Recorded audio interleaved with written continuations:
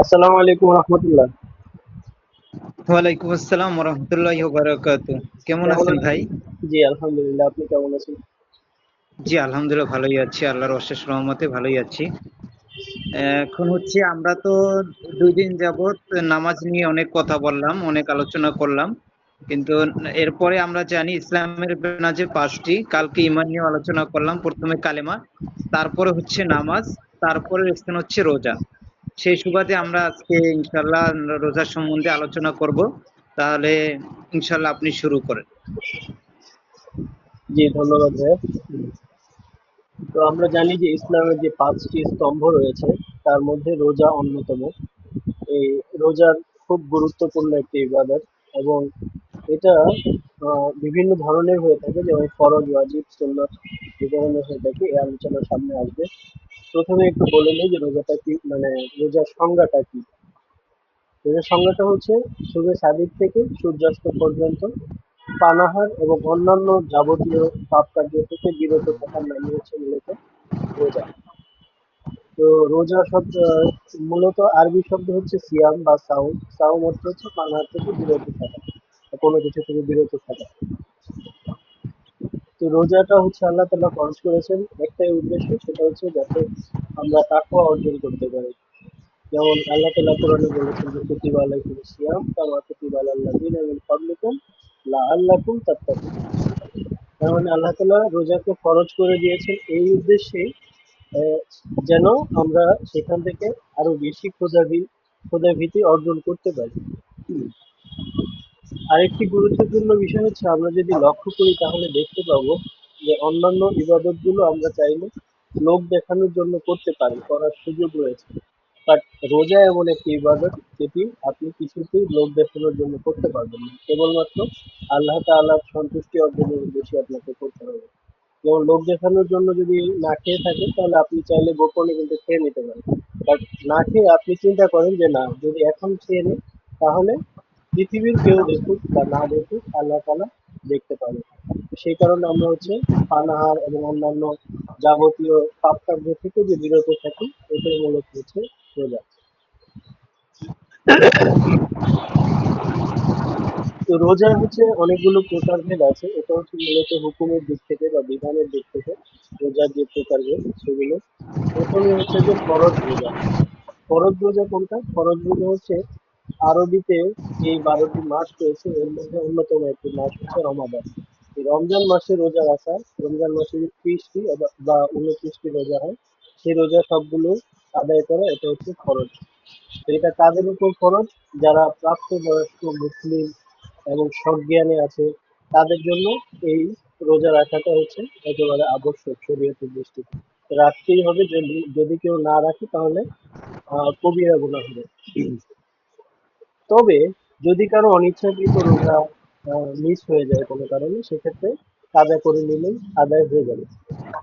আবার আরেকটি বিধান আছে, সেটি হচ্ছে যে কাফফারা। কাফফারা হচ্ছে একটি রোজা যদি কেউ ইচ্ছা করে ভেঙে ফেলে তাহলে সেটার পরিবর্তে 60টি রোজা রাখতে হবে। তাহলে হচ্ছে তার রোজার যে কাফফারাটা এটা আদায় হবে। এটা গেল হচ্ছে ফরজ রোজা। তারপরে আছে হচ্ছে কাজা রোজা। কাজা রোজা যেটা একটু আগে বলা হলো যে রমজান মাসের রোজা যদি কোনো শরীয়তের ওজোরের কারণে আমরা ছেড়ে দিই, রাখতে না পারি, অসুস্থতা হতে পারে বা সফরের কারণে হতে পারে, অথবা মহিলাদের যে সমস্যা থাকে সেটার কারণে হতে পারে, যদি কোনো কারণে রোজা ছুটে যায় তাহলে পরবর্তীতে একটি রোজার পরিবর্তে একটি রোজা আদায় করতে হবে। সেটাকে হচ্ছে সেটা হচ্ছে কাজা রোজার মধ্যে অন্তর্ভুক্ত। তারপর হচ্ছে মান্যতের রোজা। যদি কেউ বলে, যদি কেউ এরকম কোনো নিয়ত করে যে আমার যদি এই আশাটি পূরণ হয় বা আল্লাহ তাআলা যদি এই উদ্দেশ্যটা পূরণ করে, সেক্ষেত্রে হচ্ছে আমি রোজার নিয়ত করলাম। তো এরকম যদি কোনো রোজার নিয়ত করা হয়, তো সেটা হচ্ছে মান্যতের রোজার অন্তর্ভুক্ত হবে। আর মান্যতের রোজার বিধানটা হচ্ছে, মান্যতের রোজা মূলত নফল, কিন্তু যেহেতু আমরা একটা নিয়তের সাথে এটাকে সম্পর্কিত করে ফেলেছি, সে কারণে এটি ওয়াজিব হয়ে যাবে। তার মানে হচ্ছে মানত যেটার উপর করা হয় সেই উদ্দেশ্যটা যদি পূরণ হয়, আপনাকে মানতের রোজা অবশ্যই রাখতে হবে, সেটা ওয়াজিব হয়ে যাবে। আরেকটি প্রকার হচ্ছে নফল রোজা। তো নফল রোজা হতে পারে বিভিন্ন ধরনের। যেমন হচ্ছে আরাফার দিন রোজা রাখা বা আশুরার দিন রোজা রাখা, অথবা ধরেন যে প্রতি সোমবার এবং বৃহস্পতিবার অনেকে রোজা রাখে, অথবা প্রতি চান্দ্র মাসের 13 তারিখ, 14 তারিখ, 15 তারিখ, এই 3 দিন অনেকে রোজার নিয়ত করে, রোজা রাখে। এটা হচ্ছে মূলত নফল বা সুন্নত রোজা।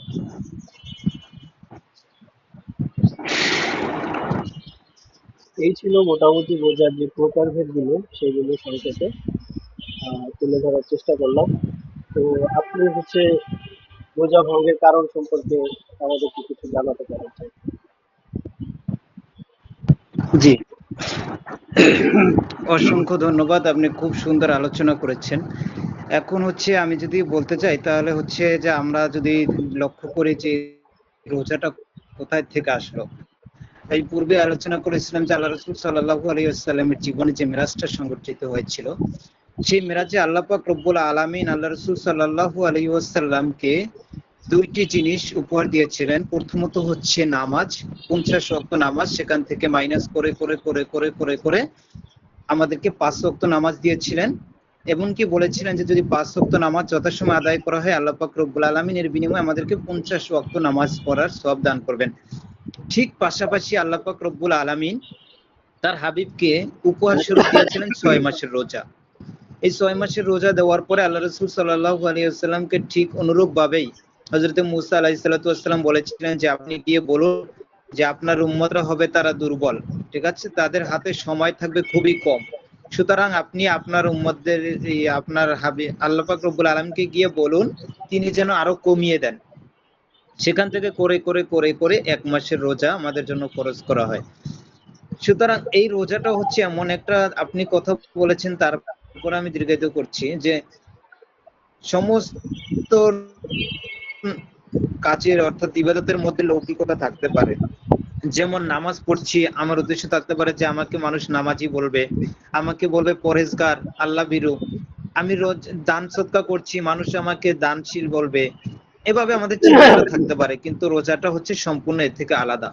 সেই জন্য আল্লাহ রাসূল সাল্লাল্লাহু আলাইহি ওয়াসাল্লাম হাদিসে কুদসির মধ্যে বলেছেন, অর্থাৎ বাণী হলো আল্লাহর, কিন্তু হাদিসের মধ্যে বর্ণিত হয়েছে সেটা হচ্ছে আল্লাহ এভাবে বলছেন, আস-সাওমু লি ওয়া আনা আজজি বিহি, অর্থাৎ রোজাটা আমার জন্য আর আমি নিজ হাতে এই রোজাদারকে প্রতিদান দিব। সেক্ষেত্রে এখন আমি যেটা রোজা ভঙ্গের কারণগুলো তো বলবো, পাশাপাশি আমি যে বিষয়টা নিয়ে আলোচনা করছি সেটি হচ্ছে যে আমাদের যে শুধু না খেয়ে থাকা অথবা যৌনাচার এই সমস্ত খারাপি থেকে বেঁচে থাকা, এটার নামই কি রোজা? বলুন না, এটা আমাদের প্রকৃত রোজা হবে না। হ্যাঁ, রোজার পর্যায়ে, কিন্তু রোজার পরিপূর্ণ রোজাদারের জন্য যে পুরস্কারের ঘোষণা করা হয়েছে সেক্ষেত্রে শুধু এতটুকুর মধ্যেই সীমাবদ্ধ নয়। যেমন চোখের রোজা রয়েছে, কানের রোজা রয়েছে, সমস্ত অঙ্গ প্রত্যঙ্গের রোজা রয়েছে। এগুলো সমস্ত, অর্থাৎ চোখের রোজা আমি চোখ দ্বারা অশ্লীল কোনো জিনিস দেখবো না, কানের রোজা হচ্ছে আমি অশ্লীল কোনো জিনিস শুনবো না, এরপরে হাতের রোজা হচ্ছে আমি অশ্লীল কোনো কিছু খারাপ জিনিস এই হাত থেকে স্পর্শ করব না, পায়ের রোজা খারাপ দিকে আমি হেঁটে যাব না। এই সমস্ত সবকিছু যদি মেনটেন করে আপনি আমি রোজা রাখতে পারি, তবেই রোজাদারের জন্য যে পুরস্কারের ঘোষণা করা হয়েছে আশা করা যায় আপনি আমি সেই পুরস্কার পাবো। এখন কথা হচ্ছে যে হ্যাঁ, এখন রোজা আমরা যে রোজা রাখছি, এই রোজা কি কি কারণে আমাদের নষ্ট হয়ে যেতে পারে। প্রথমত হচ্ছে কোনো কিছু খাওয়া বা পান করা, ইচ্ছা করে, ইচ্ছায়, অথবা অসতর্কতা বশত, ভুলে সেটা মার্জনীয়, কিন্তু অসতর্কতা বশত যদি হয়ে থাকে, যেমন আপনি গোসল করতে গেছেন, আপনার এটা আছে যে হ্যাঁ গোসলে নদীতে তুফান হচ্ছে, আমার পেটে পানি চলে যেতে পারে, কিন্তু আপনি গোসল করছেন, অসতর্কতা বশত আপনার পেটে পানি চলে গেছে, অথবা জোরে গড়গড়া করতে গেছেন, উজু করতে গিয়ে আপনার পেটে পানি চলে গেছে, সেক্ষেত্রে কিন্তু এটা আপনার মার্জনীয় না, এটা ক্ষমাশীল না, এর কারণে আপনার রোজা ভঙ্গ হয়ে যাবে। সুতরাং রোজা ভঙ্গ হবে হচ্ছে ইচ্ছাকৃত ভাবে কোনো কিছু খাওয়া অথবা পান করা, অথবা অসতর্কতা বশত কোনো কিছু খাওয়া অথবা পান করা যদি হয়ে যায়। এরপরে হচ্ছে যেমন যৌনাচার, কোনো স্ত্রীর সাথে সহবাস, অথবা কোনো বেগানা মহিলার সাথে, এটাকে বলা হয় বেবিচার। এরকম যদি বেবিচার জেনা করা হয়, তার মাধ্যমে রোজা ভঙ্গ হয়ে যাবে, অথবা আমরা যেটাকে মাস্টারবেশন বলি, এরকম যদি কোনো কিছু হয় তাহলে রোজা থাকবে না, রোজা ভঙ্গ হয়ে যাবে। কিন্তু অনেকে খুব বিভ্রান্তির মধ্যে পড়ে যান, যে যখন কোনো স্বপ্নদোষ হয়ে যায় তখন তিনি বিভ্রান্তির মধ্যে পড়ে যান এবং অনেকের রোজা ভেঙে ফেলেন যে আমার রোজা নেই। আসলে ব্যাপারটা এরকম না, ব্যাপারটা হচ্ছে যে আপনার ইচ্ছাকৃত ভাবে আপনার শরীর থেকে যদি কোনো বীর্য স্খলিত হয় তবে সেক্ষেত্রে আপনার রোজা ভঙ্গ হবে। কিন্তু যে ক্ষেত্রে আপনার কোনো হাত নেই, ন্যাচারালি আল্লাহর পক্ষ থেকে যেটা হয়েছে সে কারণে আপনাকে ধরপাকড় করা হবে না, আপনার এর কারণে রোজা ভঙ্গ হবে। এই সাধারণত এরপরে হচ্ছে আহ, সাধারণত এই দুইটি কারণেই, অর্থাৎ কোনো পানার যৌনাচার অথবা খানা পিনা এই সমস্ত জিনিস থেকে বেঁচে থাকার, এগুলো দ্বারাই আমাদের রোজাটা হয়ে যায়। এই সমস্ত কারণে আমাদের রোজাগুলো ভঙ্গ হয়ে থাকে। এখন আসুন যে আমাদের এই রোজা যদি আমরা এভাবে রাখতে পারি তাহলে আমাদের জন্য কি পুরস্কার রয়েছে। রোজার ফজিলত সম্পর্কে একটু আলোচনা করা যাক। রোজার ফজিলত যদি সম্পর্কে আলোচনা করতে যাই তাহলে আমরা প্রথমে দেখতে পাবো যে আল্লাহ আমি পূর্বেই যে হাদিসটা বলেছি যে আল্লাহ রাসূল সাল্লাল্লাহু আলাইহি ওয়াসাল্লামের হাদিস, কিন্তু আল্লাহ পাক রব্বুল আলামিনের বাণী যে রোজা আমার জন্য আর আমি তার প্রতিদান দিব, এটাই হলো সবচেয়ে। অথবা এরকম হাদিসে বলা হয়েছে যে আমি তার প্রতিদান, এর অর্থ হচ্ছে যে আল্লাহ পাক রব্বুল আলামিনের দিদার লাভ হবে। এই জন্য বলা হয়েছে যে লিস-সাইমি ফারহাতান, যে রোজাদার ব্যক্তির জন্য রয়েছে দুটি আনন্দের সময়। একটা হচ্ছে ইনদা ফিত্রিহি, যখন সে ইফতার করে তখন একটা, আর ইনদা লিকাই রব্বিহি, যখন সে তার প্রতিপালকের সাথে সাক্ষাৎ লাভ করবে, সেটা হবে তার জীবনের সবচেয়ে, অর্থাৎ তাহার জীবনে ঘটে যাওয়া, জীবন তো নয় তখন তো সে চলে গেছেন, তাহার অর্থাৎ তার ইতিহাসে, ঠিক আছে, ইহকালীন অথবা পরকালীন জগতের সর্বশ্রেষ্ঠ যে পাওয়াটা সেটাই হচ্ছে আল্লাহ পাক রব্বুল আলামিনের দিদার লাভ। এখন হচ্ছে যে এই আমরা যে দিদার লাভ করব, আমরা তো সাধারণত দেখি যে এক জায়গায় যখন কোনো একটা জিনিস দেখানো হয়, মানুষের লোকারণ্য এমন পর্যায়ে হয় যে সবাই ঠিকঠাক দেখতেও পারে না। কিন্তু সেই জন্য সাহাবায়ে কেরাম প্রশ্ন করেছিলেন যে এভাবে যদি সমগ্র পৃথিবীর মানুষ আল্লাহ পাক রব্বুল আলামিনকে এভাবে দেখতে যায় তখন ভিড়াভিড়িতে সবাইকে সুন্দর সুচারুরূপে দেখতে পাবে। তখন আল্লাহ রাসূল সাল্লাল্লাহু আলাইহি সাল্লাম তাদেরকে এর জবাবে এভাবে বলেছিলেন যে এর উত্তরটা হচ্ছে এরকম, যে যদি আসমানে কোনো যেমন আসমানের পূর্ণিমার চাঁদ, সেটা দেখতে কি তোমাদের কোনো সমস্যা হচ্ছে? সবাই বলল না। যে আমরা সুন্দর মতন সবাই যার যার স্থান থেকে সুন্দর করে দেখছি, ঠিক আল্লাহ পাক রব্বুল আলামিন তিনিও তার বান্দাদেরকে সেইভাবে সাক্ষাৎ দিবেন যে যার যার স্থান থেকে সে সুন্দরভাবে প্রত্যেকে একই অবস্থায় দেখতে পাবে, এর জন্য কোনো বিড়াবিড়ি কিছুই হবে না। এরপরে আমাদের মধ্যে একটা প্রশ্ন হয়ে থাকে যে আমরা যখন রোজা রাখি, দেখা যাচ্ছে সারাদিন রোজা রাখছি, কোনো কিছু খাবার খাচ্ছি না, মুখ থেকে দেখা যাচ্ছে দুর্গন্ধ বের হচ্ছে। সেই জন্য এই যে দুর্গন্ধ, এটাকে যেন দুর্গন্ধ বা খারাপ গন্ধ বলা না হয়, বলা হয়েছে যে রোজাদার ব্যক্তির মুখের সুঘ্রাণ, হাদিসের ভাষায় সুঘ্রাণ, এটা মিশক আম্বারের চেয়েও প্রিয় আল্লাহ পাক রব্বুল আলামিনের নিকট। সুতরাং এই দিকে যদি আমরা লক্ষ্য করি যে রোজাদার ব্যক্তিকে আল্লাহ পাক রব্বুল আলামিন কত বড় শ্রেষ্ঠত্ব, কত বড় মর্যাদাবান করেছেন। অপর এক হাদিসে আল্লাহ রাসূল সাল্লাল্লাহু আলাইহি ওয়াসাল্লাম তিনি এভাবে বলেছেন যে জান্নাতের মধ্যে 8টি দরজা রয়েছে, জান্নাতের মধ্যে 8টি দরজা রয়েছে। এর মধ্যে একটা রাইয়ান নামক দরজা রয়েছে, যেই দরজা দ্বারা কেউই প্রবেশ করতে পারবে না, একমাত্র এক শ্রেণীর লোকই তারা প্রবেশ করতে পারবে, তারা হচ্ছে রোজাদার। সুতরাং এই জান্নাতের একটা দরজা, যে দরজাতে কেউ প্রবেশ করতে পারবে না, রোজাদার ব্যক্তি প্রবেশ করতে পারবে। এই দৃষ্টিতে যদি এদিকে আমরা লক্ষ্য করি তাহলে আমরা বুঝতে পারি যে রোজাদারের জন্য কত বড় ফজিলত, আল্লাহ পাক রব্বুল আলামিন কত বড় মর্যাদা রেখে দিয়েছেন। সুতরাং এভাবে যদি আমরা হাদিসে একের পর এক লক্ষ্য করি যে আমরা দেখবো যে রোজা অনেক ফজিলত রয়েছে, মানে যেটা বলে শেষ করা যাবে না। সেই জন্য এখন হচ্ছে যে আমাদের এখন রোজার কুফলটা কি, যেভাবে আমাদের রোজার সুফল আছে, যেভাবে যখন আমরা রোজা রাখবো তখন কোনো সমস্যা নেই। এরপরে রোজা ভঙ্গের কিছু মুহূর্ত রয়েছে, যে মুহূর্তগুলো আপনি যদি রোজা ভঙ্গ করেন সেক্ষেত্রে আপনাকে কোনো ধরপাকড় করা হবে না। যেমন আপনি যদি এমন প্রচন্ড অসুস্থ হন যার কারণে যে আপনি রোজা রাখলে প্রাণ নাশ হওয়ার আশঙ্কা থাকে, সে অবস্থায় আপনার রোজার ভঙ্গ করার অপশন রয়েছে, যে আপনি রোজা ভঙ্গ করার অনুমতি রয়েছে। এরপরে হচ্ছে মহিলা, এটা মেয়েদের জন্যই। তাদের যখন ঋতুস্রাব হয় অথবা নেফাস চলাকালীন সময় তাদের রোজা, নামাজ, রোজা এগুলো সমস্ত কিছু নিষেধ। নামাজটা যদি তাদের থেকে একেবারে সম্পূর্ণরূপেই ফস্ক করে দেওয়া হয়েছে, অর্থাৎ তাদের এটার সেকেন্ড টাইম আদায় করতে হবে না, কাজা করার প্রয়োজন নেই, কিন্তু রোজা কাজা করতে হবে। এই যে রোজা আমরা যদি কাজা করি এই সমস্ত কারণে, অথবা সফর, মুসাফির ব্যক্তির জন্য রোজা না রাখার অনুমতি রয়েছে, কিন্তু পরবর্তীতে সেগুলো কাজা করতে হবে। এই কারণ ছাড়া যদি আমরা কেউ রোজা ভঙ্গ করি তাহলে সেক্ষেত্রে বলা হয়েছে যে একটা রোজার পরিবর্তে 60টা রোজা রাখতে হবে, 60টা, অর্থাৎ 60, 2 মাস মুতাতাবি আইন বলা হয়েছে যে এটা 2 মাস রোজায় রাখলেই শুধু হবে না, ধারাবাহিক ভাবে যদি কোনো অবস্থাতে 59টা রাখা হয়েছে, একটা ভেঙে ফেলছে, তবে আবার তাকে পুনরায় 60টা রোজা রাখতে হবে। তারপর এই তো রোজা রাখলো, কিন্তু এই একটা রোজা ভঙ্গের যে ফজিলত, এই 60টা রোজার দ্বারাও তার সেটা মেকআপ হবে না। কোনো অবস্থাতেই তার এই 60টা রোজা দ্বারাও সেই ফজিলত সে লাভবান হবে না।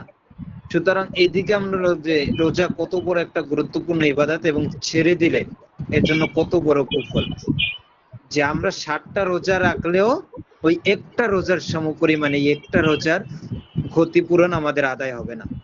সুতরাং আমরা সর্বদা লক্ষ্য রাখবো যে আমরা 11টা মাস সুন্দর মতন 3 বেলা খাবার খাচ্ছি, 3 বেলা কেন, 5 বেলা, 10 বেলা অনেকের হয়ে যায়, যার যার মতো করে খাচ্ছি কোনো কিছু, কিন্তু জাস্ট একটা মাস সিয়াম সাধনার মাস, যেই মাসটা আমরা যে যা কিছু খাচ্ছি আল্লাহ পাক রব্বুল আলামিন যদি হিসেব নেন, অবশ্যই অবশ্যই আমাদেরকে হিসেব দিতে হবে।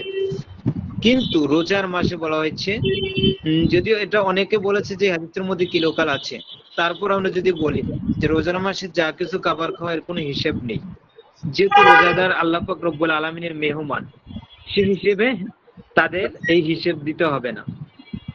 এরকম যদি আমরা লক্ষ্য করি যে রোজাদার ব্যক্তির অনেক বড় ফজিলত, সুতরাং আমি এটাই বলবো যে আল্লাহ পাক রব্বুল আলামিন আমাদের কিন্তু প্রশ্ন ফাঁস করে দেওয়া হয়েছে পূর্বেই।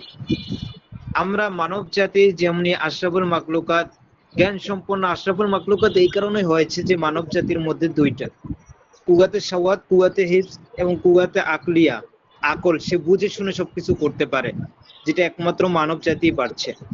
সেই জন্য কিন্তু মানব জাতিকে শ্রেষ্ঠ হিসেবে ঘোষণা করা হয়েছে। সুতরাং আমাদেরকে যেহেতু শ্রেষ্ঠ হিসেবে আমাদেরকে সবকিছু বলে দেওয়া হয়েছে যে এইভাবে এইভাবে এই কাজগুলো করলে তোমাদের জন্য জান্নাত, এই কাজগুলো করলে তোমাদের জন্য জাহান্নাম, কিন্তু আমরা মানব জাতি শ্রেষ্ঠ জাতি হওয়ার উপর এতই নির্বোধ যে আমরা যেইগুলোর জন্য আমাদের জন্য খারাপ কিছু অপেক্ষা করছে সেইগুলোর পিছনে আমরা ছুটছি। আমাদের যে নির্দেশ দেওয়া হচ্ছে সেই নির্দেশ তো বাস্তবায়ন করছি না, বরং যেগুলো নিষেধ সেগুলোই আমরা বেশি বেশি করে করছি। সুতরাং সবাই যেন আমাদের জ্ঞানকে খাটিয়ে আল্লাহ পাক রব্বুল আলামিন যা কিছু আদেশ করেছেন সেগুলো করা, পাশাপাশি যা থেকে নিষেধ করেছেন সেগুলো থেকে বিরত থাকার তৌফিক দান করেন। এই বলে আমি আমার কথা শেষ করছি। আসসালামু আলাইকুম। জি, আপনি যদি কিছু বলতে চান তাহলে বলতে পারেন। জি, অসংখ্য ধন্যবাদ ভাইয়া, খুব সুন্দর বলেছেন আপনি। রোজা সম্পর্কে আমরা অনেক কিছু জানতে পারলাম। তো এখন সবশেষে এই কথাই বলবো যে রোজা পালনের মাধ্যমে আমরা যেন আল্লাহ তাআলার সান্নিধ্য অর্জন করতে পারি, এবং যথাযথভাবে যদি আমরা রোজা পালন করতে পারি, আপনি যেমনটি বললেন যে পানাহার সহ অন্যান্য যত ধরনের অশ্লীলতা বা খারাপ কাজ আছে সবগুলো থেকে যদি আমরা আমাদের সমস্ত অঙ্গ প্রত্যঙ্গকে বাঁচাতে পারি, তাহলে কেবলমাত্র আল্লাহ তাআলা যে সন্তুষ্টি অর্জন, এই সন্তুষ্টি অর্জনের মতো রোজা রাখা হবে। সেইভাবে যদি আমরা রোজা ইবাদতকে আদায় করতে পারি, তাহলে কেবলমাত্র আমরা আল্লাহ তাআলার কাছে বা আল্লাহ তাআলার দিদার লাভ করতে পারবো। বা আল্লাহ তাআলার দেয়া যে পুরস্কার ঘোষণা করা হয়েছে সেটি হচ্ছে যে আসসামুনি ওয়া আনা আজজি বিহি, অথবা অন্য হাদিসে বলা আছে যে আনা উযযা বিহি, তার মানে হচ্ছে আমি নিজেই হচ্ছি তার পুরস্কার। তার মানে আল্লাহ তাআলার যে দিদার লাভের একটি অপরিসীম সুযোগ আমরা রমজানের রোজা আদায়ের মাধ্যমে সেই সুযোগটি লাভ করতে পারি। কাজে আমরা সবাই চেষ্টা করি রোজার ইবাদতকে যথাযথভাবে পালন করার জন্য। আল্লাহ তাআলা আমাদের সবাইকে তৌফিক দান করুন। ঠিক আছে, তাহলে ভাই আজকে আমাদের এখানে শেষ করছি, আবার কথা হবে ইনশাআল্লাহ। ইনশাআল্লাহ। আপনাকে ধন্যবাদ। আসসালামু আলাইকুম। ওয়ালাইকুম আসসালাম।